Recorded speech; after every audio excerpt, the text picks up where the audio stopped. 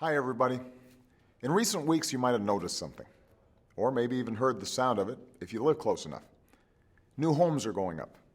In fact, construction workers are breaking ground on new homes in America at the fastest pace in more than 4 years.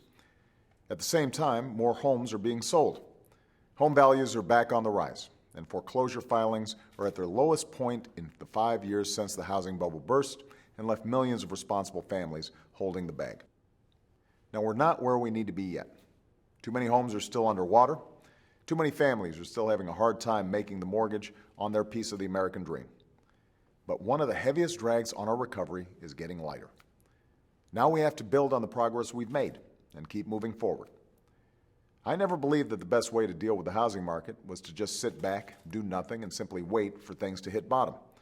That would have been a disaster for all the responsible families who, through no fault of their own, are struggling to make ends meet. Instead, I've made helping those homeowners a priority. Since I took office, my administration's taken action to help millions of families stay in their homes. We teamed up with attorneys general in almost every state to investigate and crack down on the practices that caused this mess.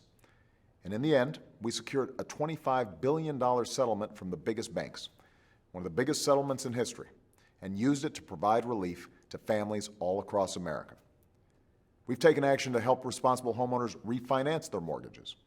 As a result, just this year, hundreds of thousands of Americans who were stuck in high-interest loans have been able to take advantage of historically low rates and are saving thousands of dollars every year. And now I want every homeowner in America to have that chance. I just wish it didn't require an act of Congress, but it does. So back in February, I sent Congress a plan to give every responsible homeowner the chance to save about $3,000 a year on their mortgage by refinancing at historically low rates. That's the equivalent of a $3,000 tax cut. It's a plan we know will work. It has the support of independent, nonpartisan economists and leaders across the housing industry. It's a no-brainer that should have passed easily. But Republicans in Congress banded together and kept this plan from even coming to a vote. They banded together and prevented millions of Americans, including many of you listening today, from saving $3,000 a year. That's money that could have gone back into the value of your home or your kid's college savings account. That's money that could have gone into your local businesses so they could hire and create more jobs in your town. But Republicans in Congress still won't let that happen. And that's only held back the economy when we should be doing everything we can to accelerate our economic engine. Let's be honest. Republicans in Congress won't act on this plan before the election. But maybe they'll come to their senses afterward if you give them a push. So contact your representative, especially if this plan will help you or somebody you know. Tell him or her that American homeowners have waited long enough.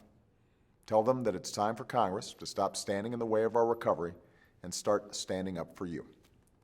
Thanks, and have a great weekend.